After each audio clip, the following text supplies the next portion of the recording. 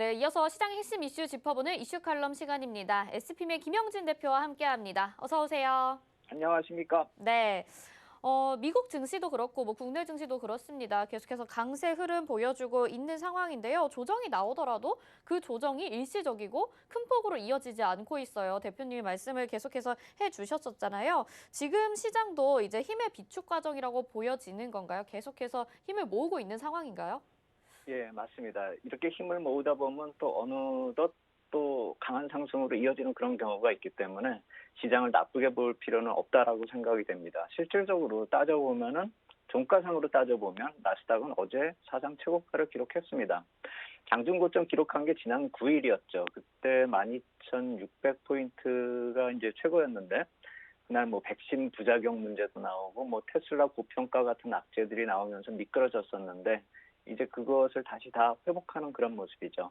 이런 식으로 가격 조정이 아니라 기간 조정 정도로 이어가면은 최근에 나오는 경제 지표가 약간 좀 안 좋은 것도 나오기도 하고 해서 이 숨고르기 형태를 보이고 있는데 그러한 것과 동반돼서 주가 조정이 그냥 이런 식으로 이어져 나간다라고 한다면 안 좋은 조정을 어느 정도 과열을 시키는 버블 논란에서 벗어날 수 있는 착한 조정이 되는 것이 아닌가 이렇게 생각을 해볼 수 있는 것이죠. 그러니까 쉽게 말해서 경제 지표가 안 좋은데 주가가 마냥 계속 올라가면 그것도 문제가 될 테니까요.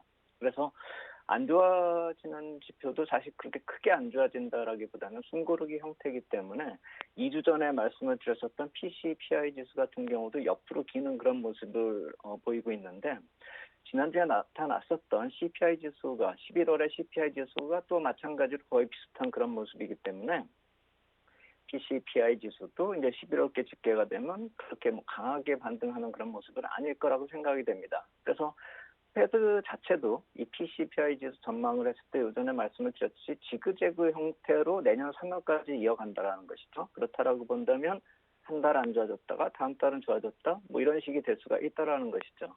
그런데 여기서 이제 CPI 지수보다 약간 한 단계 한 발 앞서 나가는 PPI 지수가 나온 걸 한번 살펴보려고 제가 표를 가져왔는데 여기서 우습지도 않게 반등이 좀 한 발 먼저 강하게 나오고 있습니다. 이렇게 된다면은 PPI 지수가 약간 CPI 지수를 선행하는 그런 경우가 있기 때문에 CPI 지수가 오히려 이번 달 지나서 다음 달에 좀 더 강하게 반등이 나올 수도 있지 않을까라는 생각이 듭니다.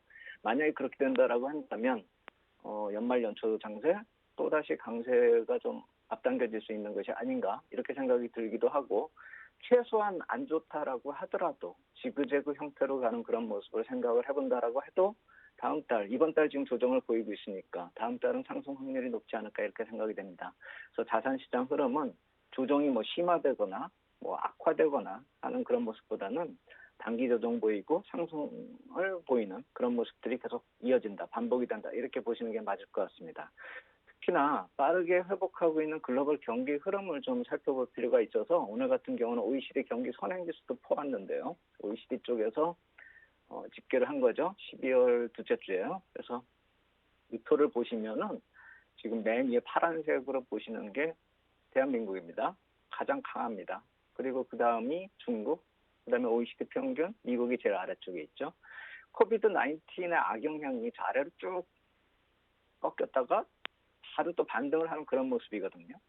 그렇다라고 본다면 코비드 19는 없었다라고 해서 저걸 싹 지워버리면은 우리나라가 거의 그런 형태인 것 같아요. 지금 흐름이. 저 급락했다가 급등하는 그런 모습 지워버리면은 그냥 자연스러운 조정을 이어가다가 반등을 하다가 확장 국면으로 접어든 그런 모습이죠.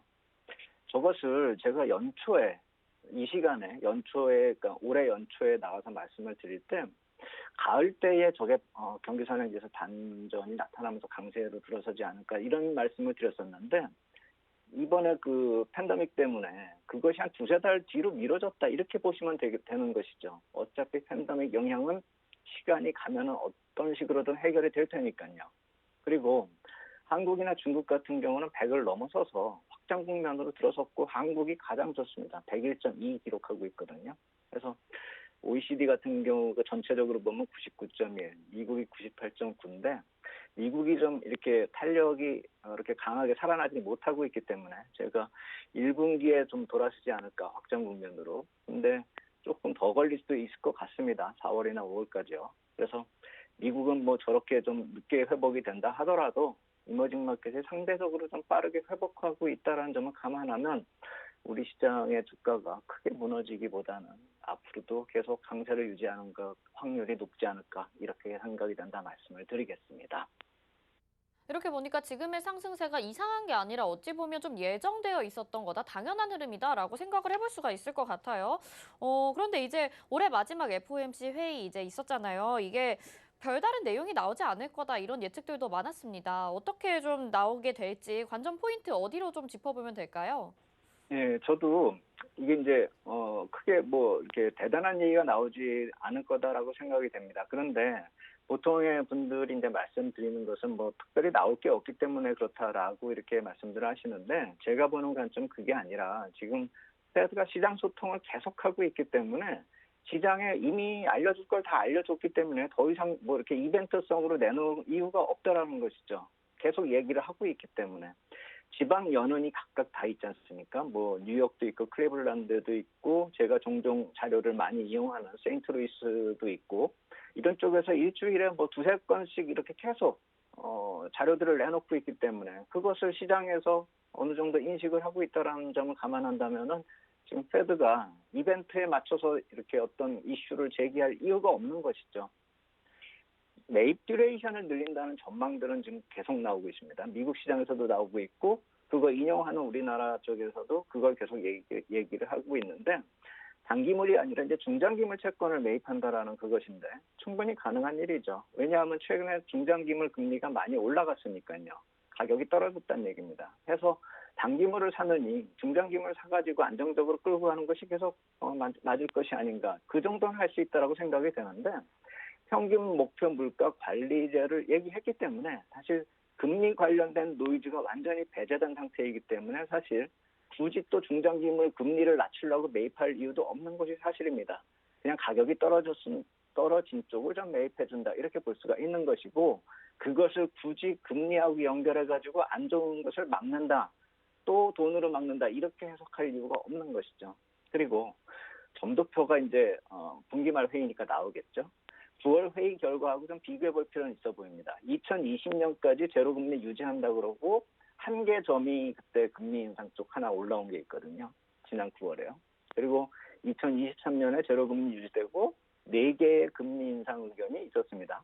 그렇다면 이번에는 과연 몇 개가 또 위로 이렇게 올라올지 그것도 한번 좀 살펴볼 필요가 있는데 다시 그게 올라온다 한들 빨간 점 고정 예상 기준금리 그것이 움직이지 않는다면 점도표 쪽에서 큰 변화 없다 이렇게 보시는 게 맞을 것 같고 그 변화가 나타날 확률이 거의 없다 이렇게 보시는 게 맞을 것 같습니다. 그래서 제가 왜 거의 없냐 이것을 말씀을 드리려고 장단기 국채 금리 추이 다시 가져왔습니다. 이걸 보면은 과거의 금리 때문에 왜 불안해하고들 있는지 그리고 지금은 그럴 이유가 전혀 없다라는 것을 한눈에 볼 수 있기 때문에 가져왔는데 2016년 미국 대선 끝난 이후하고 지금하고 제가 비슷하다. 아주 비슷하다. 경기도 그렇고 주가도 그렇고 금리도 그렇고 아주 비슷하다라고 계속 말씀을 드리고 있는데 박스권, 까만 박스권으로 그림에다가 제가 표시를 했습니다. 왼쪽에 하나, 오른쪽에 하나. 저게 그때 2016년에 대선 끝나고 이쪽 오른쪽이 지금 현재입니다.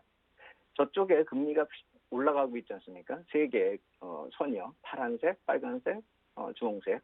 그리고 위쪽에 있을수록 또 장기 금리입니다. 그래서 그때 저렇게 금리가 갑자기 휙 튀어 올라가지고 주가도 단기적으로 좀 안 좋았습니다. 미국 대선 직후에요. 근데 그때하고 지금하고 금리가 올라가고 있는 모습은 비슷합니다. 빨간색하고 주홍색은요. 하지만 파란색을 보셔야 됩니다. 정책 금리는 파란색이 선행하기 때문입니다. 시장에서. 지금의 모습을 보면 바닥권에 완전히 엎으러져 있어가지고 움직이지도 않고 있지 않습니까? 정책금리 올라갈 것을 시장에서 전혀 반영하지도 않고 인식하지도 않고 있다는 것입니다. 그리고 2016년 때는 QT가 진행 중이었습니다. 그렇기 때문에 어차피 금리가 기준금리가 올라가니까 어느 정도 그 실세금리를 밀어올리는 그런 역할을 했었다라는 것이죠. 하지만 지금은 1, 2년, 최소한 2, 3년까지는 금리가 고정이 돼 있을 것입니다. 그렇다라고 본다면 저 파란색 선은 안 올라옵니다. 빨간색하고 주홍색만 올라간다라고 한다면 결국 이게 무슨 말을 뜻하냐면 2% 인플레이션 진입해도 금리 인상 가능성 거의 없다라는 뜻입니다. 평균 물가 목표 관리제 때문에요. 그리고 금리 인상하고요. 금리 상승은 완전히 다른 겁니다. 금리 상승은 정책 금리의 인상으로 이어지지가 않는다면은 인플레이션이 나타난다는 것이지 금리 인상하고는 별개거든요. 그래서 금리 인상이 되지만 않는다면, 기준금리 인상으로 이어지지 않는다면 인플레이션이 나타나고 있는 상황에서 고용 회복이 나타나고 있지 않기 때문에 자산시장의 버블이 계속 지속될 가능성이 점점 더 커진다는 얘기거든요. 그래서 제가 항상 말씀을 드리지만 현재 금리 상승이 나쁘게 보이지 않는 이유가 금리 인상하고 상승은 전혀 다른 것이기 때문이다. 이렇게 말씀을 드리겠습니다. 아주 잘 이해할 수가 있었던 것 같아요. 그래서 기존의 기조와 또 변화는 별로 없을 것이다라고 이야기를 해주셨고요. 이제 그러면 시장에서 지금 나타나는 분위기가 단기간에 이렇게 숨고르기나 조정이 나타날 가능성은 있어도 내년 한 4월까지 아까 말씀하셨던 거에 의하면 그때까지는 계속해서 상승할 거다라고 예상을 하시는 거죠? 그렇죠. 그때까지 이어지고 4월에는 아주 강한 장이 나타난다는 그 뜻입니다. 해서 FOMC 회의에 긍정 모멘텀을 굳이 부여하지 않아도 악재 성격보다는 호재 성격이 더 크지 않을까라는 생각이 들고, 사실 FOMC 회의 이 이벤트는 사실 별로 그렇게 관심이 별로 없습니다. 저는 이 패드가 일주일에 한두 개씩 내놓고 있는 그런 자료들, 제가 항상 중요한 자료는 여기서 다시 이렇게 부연 설명을 말씀을 드리고 자료를 인용해서 가져오는데, 매주 제가 가져오는 거 이외에도 수없이 많이 자료들이 있거든요. 그래서 그러한 자료들을 또 제가 말씀을 드리겠지만 패드가 계속 이어질 시장과의 소통을 더 주목해야 된다. 그리고 좋은 것만 얘기하면 또 이렇게 갑자기 주식 사시는 그 사자라는 뜻으로 오해하실 수가 있기 때문에 제가 한 가지 주의할 말씀도 드리자면은 FOMC 회의 이후에 국채 발행 일정이 닥쳐 있습니다. 보통의 FOMC 회의 전후로 해가지고 국채 발행을 하는데 이번에는 좀 묘하게도 12월 후반부 국채 발행 일정이 FOMC 회의 뒤에 있습니다.